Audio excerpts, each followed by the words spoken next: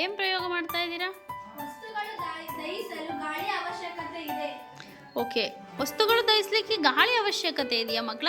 ಹಾಗಾದ್ರೆ ಗಾಳಿಯಲ್ಲಿರೋ ಘಟಕಗಳು ಹೇಳ್ತೀರಾ? ನೈಟ್ರೋಜನ್, ಆಕ್ಸಿಜನ್, ಧೂಳಿನ ಕಣಗಳು, ನೀರಿನ ಆವಿ. ಅಷ್ಟೇನಾ? ಇಂಗಾಲ ಡೈಆಕ್ಸೈಡ್ ಇಲ್ವಾ? ಎಸ್. ಹಾಗಾದ್ರೆ ಎಲ್ಲ ಘಟಕಗಳು ಬೇಕಾ ವಸ್ತುಗಳು ದಹಿಸ್ಲಿಕ್ಕೆ?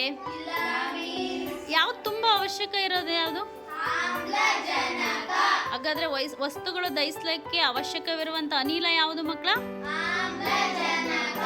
ಗಾಳಿಯಲ್ಲಿ ಎಷ್ಟು ಪ್ರಮಾಣದಲ್ಲಿದೆ ಆಮ್ಲಜನಕ? 21% ಆಮ್ಲಜನಕ ಇದೆ. ಆ ಆಮ್ಲಜನಕವನ್ನು ಬಳಸ್ಕೊಂಡು ವಸ್ತುಗಳು ದಹಿಸ್ತವೆ ಅನ್ನೋದು ನಿಮಗೆ ಗೊತ್ತಿದೆ ಅಲ್ವಾ? ಹಾಗಾದ್ರೆ ಪ್ರಯೋಗವನ್ನು ಮಾಡಲಿಕ್ಕೆ ಏನೇನು ತಗೊಂಡಿದ್ದೀರಾ? ಯಾವ್ಯಾವ ವಸ್ತುಗಳು ತಗೊಂಡಿದ್ದೀರಾ? ಮೊಂಬತ್ತಿ, ಹಾಂ, ಮತ್ತೆ ಮ್ಯಾಚ್ ಬಾಕ್ಸು, ಮತ್ತೆ ಗಾಜಿನ ಲೋಟ.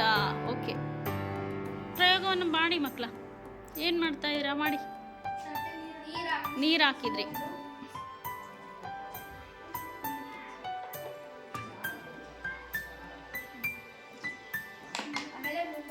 ಹಾಂ, ಮ್ಯಾಚ್ ಬಾಕ್ಸಿಂದ ಮೊಂಬತ್ತಿನ ಅಂಟಿಸ್ರಿ.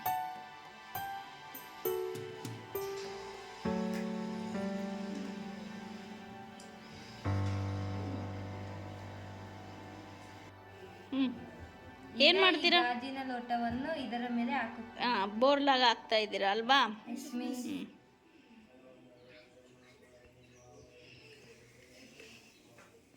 ಓಕೆ, ನಿಧಾನವಾಗಿ ಮೇಣದ ಬತ್ತಿ ಗಮನಿಸಿ ಮಕ್ಕಳ. ಏನಾಗ್ತಾ ಇದೆ ನೋಡಬೇಕು. ನಿಧಾನವಾಗಿ ಹೋಯ್ತಲ್ವಾ? ಇಲ್ಲಿ ಮತ್ತೆ ನೀರೇನಾಗ್ತಾ ಇದೆ? ನೀರ್ ಮೇಲೆ ಬಂತು. ಯಾಕೆ? ಏನು ಕಾರಣ? ಮೇಣದ ಬತ್ತಿ ಉರಿಲಿಕ್ಕೆ ಏನು ಬೇಕು? ವಸ್ತುಗಳು ದಹಿಸ್ಲಿಕ್ಕೆ ಅಥವಾ ಉರಿಲಿಕ್ಕೆ ಯಾವ್ದು ಬೇಕು ಹೇಳ್ರಿ? ನಮಗೆ ಆಮ್ಲಜನಕ ಬೇಕು. ಆ ಗಾಜಿನ ಶೀಶದಲ್ಲಿ ಅಥವಾ ಗ್ಲಾಸ್ನಲ್ಲಿ ಇರುವಂಥ ಆಮ್ಲಜನಕ ಖಾಲಿಯಾಗುವವರೆಗೂ ಉರಿತು. ಇನ್ನೂ ಬೇಕಾದಂಥ ಸಂದರ್ಭದಲ್ಲಿ ನೀರಿನಲ್ಲಿ ಏನಿದೆ?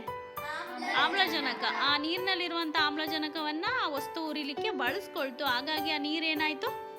ಮೇಲ್ ಬಂತು. ಹಾಗಾದ್ರೆ ಮಕ್ಕಳ, ಈ ಪ್ರಯೋಗದಿಂದ ಏನು ಗೊತ್ತಾಯಿತು ನಿಮಗೆ?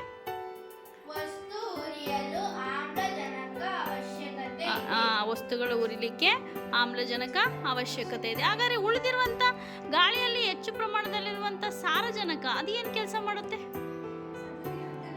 ಅದು ವಸ್ತುಗಳು ಉರಿಯಲ್ಲಿ ಅಥವಾ ಬೆಂಕಿಯನ್ನು ನಿಯಂತ್ರಣ ಮಾಡುವಂಥ ಕೆಲಸವನ್ನ ಮಾಡುತ್ತೆ ಮಕ್ಕಳು. ಆಮ್ಲಜನಕ ದಹಿಸ್ಲಿಕ್ಕೆ ಸಹಾಯ ಮಾಡಿದರೆ ವಸ್ತುಗಳು ಆರ್ಲಿಕ್ಕೆ ಮತ್ತು ಇಂಗಾಲ ಡೈಆಕ್ಸೈಡ್ ಕೆಲಸವನ್ನ ಮಾಡುತ್ತೆ. ಆ ಪ್ರಯೋಗವನ್ನು ನಂತರ ತರಗತಿಯಲ್ಲಿ ತಿಳ್ಕೊಳ್ಳೋಣ. ಈಗ ನಿಮಗೆ ವಸ್ತುಗಳು ದಹಿಸ್ಲಿಕ್ಕೆ ಅಥವಾ ಉರಿಲಿಕ್ಕೆ ಯಾವ್ದು ಅವಶ್ಯಕ ಇದೆ? ಗಾಳಿ ಅವಶ್ಯಕ ಇದೆ. ಓಕೆ, ಗಾಳಿಯಲ್ಲಿರುವಂಥ ಯಾವ ಘಟಕ? ಅದರಲ್ಲಿ ಆಮ್ಲಜನಕ ಅನ್ನೋದು ತುಂಬ ಅವಶ್ಯಕತೆಯನ್ನು ಹೊಂದಿದೆ. ಓಕೆನಾ?